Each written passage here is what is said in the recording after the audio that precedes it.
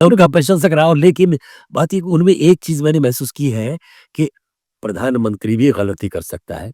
बड़े से बड़ा लीडर भी जो है उसकी पॉलिसीज़ में कुछ न कुछ या गलती ना भी करे तो सूटेबल नहीं होते हैं उसके सारे स्टेप जो है कई बार रास नहीं आते हैं पब्लिक को या समझ नहीं पाते हैं लोग।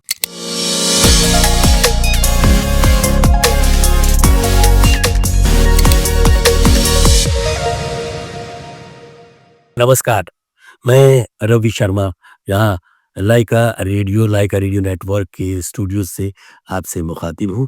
आज मेरे पास एक बहुत ही दिलचस्प व्यक्तित्व पधारे हुए हैं भारत से और ये जो है जुड़े रहे हैं दिल्ली दूरदर्शन के न्यूज़ डिपार्टमेंट से। इनके पास बड़ी अच्छी जानकारी है और ये क्योंकि जर्नलिज़्म से बहुत नज़दीक से जुड़े हुए तो भारतीय इतिहास पर, भारतीय राजनीति पर, भारतीय परिवेश पर इनकी गहरी पकड़ है। इनका नाम है सुभाष जैन। सुभाष जैन जी आपका स्वागत है लाइका स्टूडियो में। Thank you so much Ravi ji, thank you so much. आप बड़ी इंटरेस्टिंग जॉब करते रहे हैं और भारत में ये जर्नलिज़्म को लेकर के एक सवाल अक्सर उठता है कि कितनी स्वतंत्र है भारत की जो ये न्यूज़ एजेंसीज़ हैं, न्यूज़ ब्रॉडकास्टर्स हैं और टेलीविजन्स हैं और प्रिंट मीडिया है। देखिए रवि जी, आप तो खुद इस माध्यम से जुड़े रहे हैं। जहाँ तक बात है जर्नलिज्म की, जर्नलिस्ट पे सवाल तो हमेशा से उठते रहे हैं, क्योंकि न्यूट्रल बोल देते हैं, लेकिन जनरली क्या होता है कि जर्नलिस्ट इतने न्यूट्रल नहीं हो पाते हैं। उनको कहीं न कहीं किसी न किसी का पक्ष का विपक्ष के बारे में कुछ न कुछ बोलना पड़ता है। अनलेस कि आपका अपना चैनल हो, आपके अपने सोर्सेज़ हो सही क्योंकि अभी-अभी कांग्रेस पार्टी के एक सीनियर नेता जो अपने रमेश जी जी, जी। उन्होंने कहा है कि भारत में पिछले 14 से इमरजेंसी लागू है। ज़िक्र हो रहा था उस दौर का जब इंदिरा गांधी ने भारत में इमरजेंसी लागू की थी। फॉर्च्यूनेटली भारत में कभी भी मार्शल लॉ लागू नहीं हुआ। जी। भारत की डेमोक्रेसी बहुत मज़बूत है। हाँ, और इतिहास भी बड़ा गौरवमय है। लेकिन अभी जो है पक्ष-विपक्ष में जो बहस होती है, बल्कि ख़ासकर आप जानते हैं 26 जून 1975 का वो दिन था तो उसको 50 बरस पूरे होने पर ये चर्चा है कि इमरजेंसी में क्या कुछ हुआ जो है नेताओं को बंद किया गया, प्रेस पर पाबंदी हुई, स्वतंत्र अभिव्यक्ति नहीं थी। अब उसे याद करके तो रमेश जो है इसके कांग्रेस पार्टी के नेता, वो कहते हैं कि पिछले 14 साल से अब भारत में इमरजेंसी एक तरह से अघोषित अनडिक्लेयर्ड इमरजेंसी। तो वो दौर अच्छा आपने वो दौर भी देखा होगा, ये दौर भी देखा है। अभिव्यक्ति की स्वतंत्रता, the freedom to the expression या इज़ बेटर नाउ और इट वाज़ बेटर बिफोर। देखिए, ये तो एक अलग चीज़ है, इसके तो कहना बहुत मुश्किल है, क्योंकि मैं न्यूज़ से भी जुड़ा रहा हूँ और मैं दूरदर्शन न्यूज़ में था। और मैंने जब दूरदर्शन छोड़ा तो मैं head of the programme DD news और डीडी इंडिया का रहा हूँ। और मैंने इमरजेंसी के टाइम पे तो मैं काम नहीं करता था, मैं बहुत छोटा था। लेकिन मैंने एक चीज़ ज़रूर देखी है कि हर वक़्त में रवि जी, कि मीडिया की स्वतंत्रता पर एक किस्म का सवाल तो रहा है, सवाल उठते रहे, उठते रहे हैं। और उठते रहे। दूसरी बात ये है कि इमरजेंसी के टाइम पे ये तो आज जो कांग्रेस के लीडर्स हैं वो भी मानते हैं कि उस वक़्त में जो हुआ वो हमारी गलती थी। तो जब खुद ही कांग्रेस इस चीज़ को एक्सेप्ट कर रही है कि वो जो कुछ हुआ, क्योंकि मिसेस गांधी ने जो किया, जैसे किया, वो इतिहास है, वो सब जानते हैं। लेकिन मिसेस गांधी को एक सफल प्रधानमंत्री के रूप में भी देखा जा रहा है, खासकर अगर बांग्लादेश के अस्तित्व में आने को लेकर के आप चर्चा करें, तो she has been a very strong lady, successful prime minister and iron lady है। या she was the iron lady of India. Uh, और जो मिसेस गांधी ने काम किया है, वो जो जिसको कहते हैं कि वो सराहनीय है। चाहे वो वॉर रही हो, इंडिया पाकिस्तान की रही हो या और कुछ रहा हो, उनकी बहुत सी चीज़। लेकिन मेरा मानना ये है कि कंप्लीट कोई चीज़ कोई नहीं कर सकता है। और जहाँ तक अभी की बात कर रहे हैं आप, हाँ, वर्तमान प्रधानमंत्री के प्रधानमंत्री ये बात कर रहे हैं, हमारे जो वर्तमान प्रधानमंत्री हैं, इसमें कोई शक नहीं है, बहुत सी चीज़ें जो कर रहे हैं वो, मैं एज़ ए जर्नलिस्ट उनको एप्रिशिएट करता हूँ। और कुछ चीज़ें होती हैं जो आपको भी पता है, कुछ चीज़ें आपको लगता है ये चीज़ अवॉइड की जा सकती थी। जैसे देखिए, हाँ, जैसे कि जैसे कि मैं इसलिए कह रहा हूँ कि बहुत ज़्यादा जो है वो 2 कम्युनिटी के बीच में जो है आप हर बार कोई सवाल उठाएँ, नो प्रधानमंत्री नहीं, लेकिन उनकी पार्टी के लोग जो हैं, वो थोड़ा-सा कई बार ज़्यादा लगता है। अदरवाइज़ मेरा मानना ये है काम को लेकर, सिंसियरिटी को लेकर और क्योंकि मैं दूरदर्शन की वजह से मैं हमारे प्रधानमंत्री जी के साथ मैंने बहुत किया। मैं तो आप जानते हैं कि मैं तो वेम्बली स्टेडियम के विशाल मंच से उनको प्रेज़ेंट करने का I was the host of the show when प्रधानमंत्री Modi came to this country first time along with the prime minister of Britain जो है उनके साथ मैंने उनको मंच पर प्रस्तुत जी, हम मैं सब उनका प्रशंसक रहा हूँ लेकिन बात ये कि उनमें एक चीज़ मैंने महसूस की है कि प्रधानमंत्री भी गलती कर सकता है। बड़े से बड़ा लीडर भी जो है उसकी पॉलिसीज़ में कुछ न कुछ या गलती ना भी करे तो सूटेबल नहीं होते हैं उसके सारे स्टेप जो है कई बार रास नहीं आते हैं पब्लिक को या समझ नहीं पाते हैं लोग। तो जैसे किसान आंदोलन को लेकर के उन्होंने कोई फैसला लिया फिर उसको वापस लिया। और भी कई चीज़ें ऐसी हैं कि वो कोई निर्णय लेते हैं और फिर स्टेप बैक कर लेते हैं। नहीं, लेकिन रवि जी मेरा ये भी मेरी नज़र में ये एक साहसिक काम ये जी, मैं इसको बिल्कुल आपसे सहमत हूँ। अगर कोई चीज़ आपने एक डिसीज़न दिया और आपको लगा कि वो डिसीज़न कहीं न कहीं किसी न किसी वजह से वो लोगों को सही नहीं लग रहा है और अगर आप उस डिसीज़न को वापस ले लेते हैं, तो मैं सोचता हूँ कि ये बहुत अच्छी चीज़ हिम्मत की बात है। हिम्मत की बात है।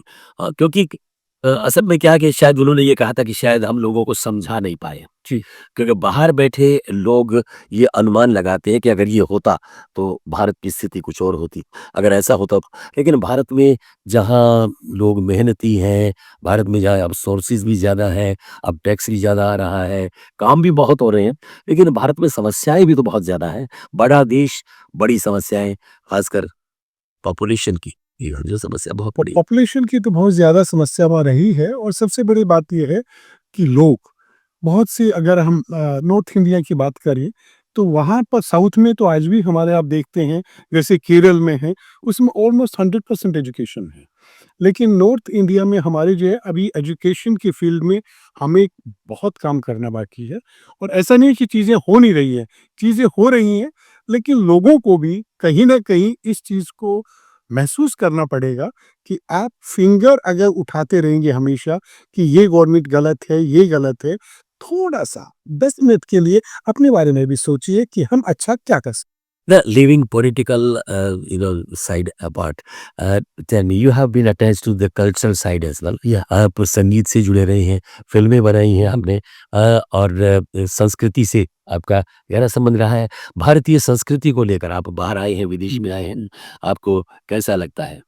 और रियली मैं बहुत अच्छा फ़ील करता हूँ अपनी उसको लेके संस्कृति को लेके और क्योंकि हमारी जो संस्कृति है उसमें आपको हर चीज़ मिलती है। आप तो खुद एक बहुत अच्छे म्यूज़िक की फ़ील्ड में रहे हैं, गाते भी हैं।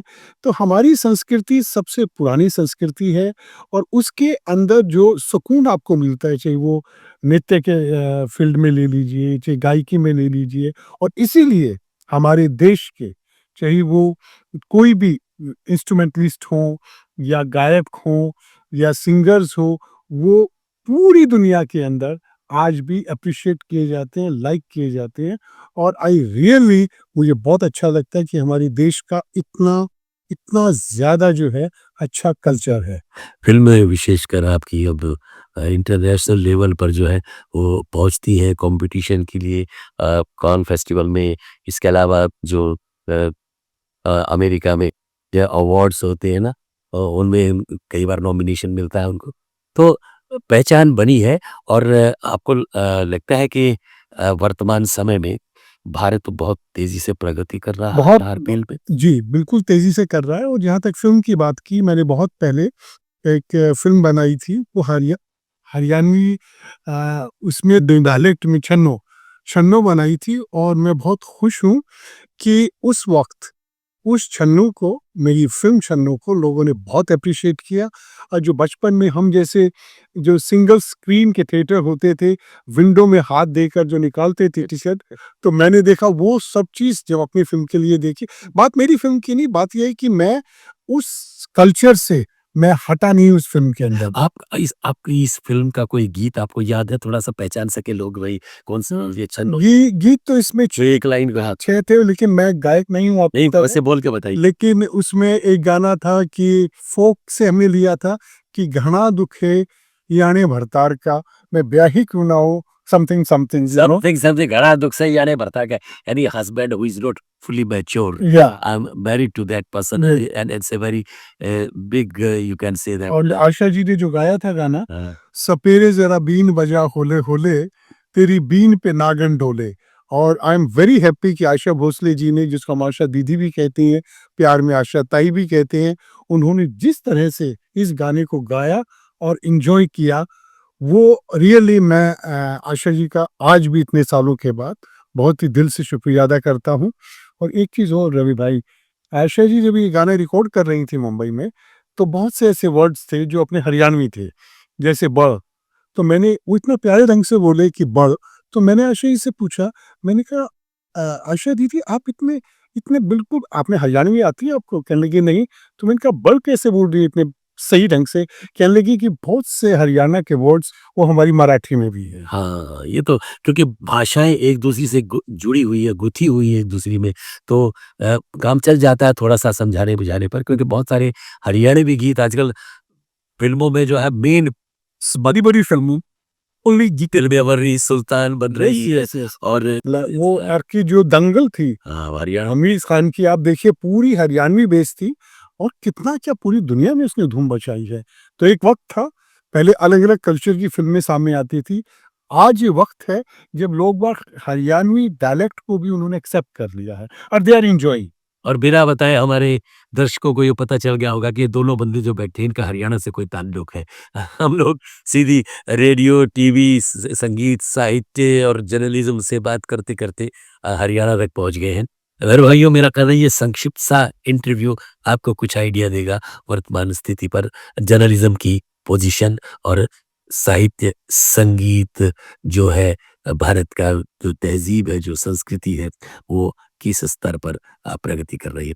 बहुत-बहुत धन्यवाद सुभाष जैन जी। थैंक यू आपसे वेरी मिलकर मच। बहुत अच्छा लगा and I wish you all the best thank in you your so future. Much. Thank you.